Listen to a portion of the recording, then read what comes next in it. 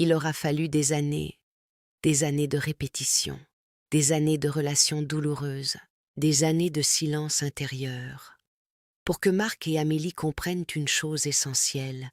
Ce qu'ils vivaient à l'âge adulte n'était pas le fruit du hasard. Marc, devenu homme, reproduisait une violence qu'il n'avait jamais choisie.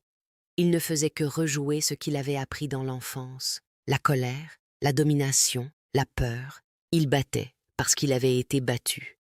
Il contrôlait parce qu'il avait été contrôlé. Et surtout, il portait en lui une colère immense contre sa mère, une colère silencieuse, inconsciente. Il lui en voulait de ne pas l'avoir protégée, de ne pas être parti, de l'avoir laissée seule face à la violence. Cette colère n'était pas vraiment dirigée contre elle.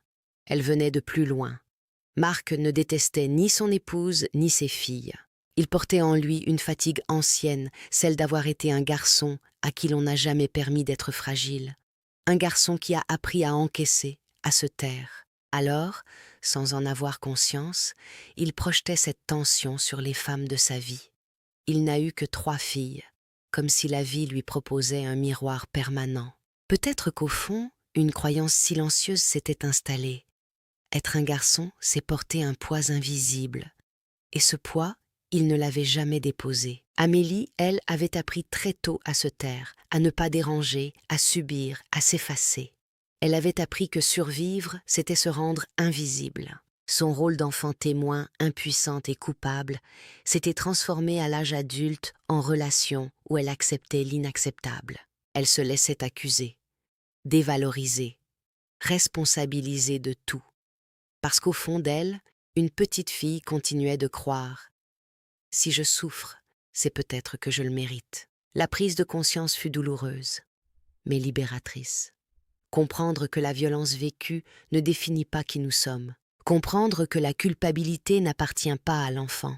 Comprendre que ce qui n'a pas été dit continue de crier à l'intérieur. La réparation commence là, quand Marc accepte de regarder son histoire sans se juger, quand il reconnaît l'enfant blessé derrière l'homme violent, quand Amélie accepte enfin de déposer la culpabilité, quand elle comprend qu'elle n'a pas survécu parce qu'elle était faible, mais parce qu'elle était forte. La réparation, ce n'est pas effacer le passé, c'est dire à l'enfant intérieur « tu n'y es pour rien, tu as fait comme tu as pu, et aujourd'hui, je te protège ». Parce que tant que l'histoire n'est pas conscientisée, elle se répète.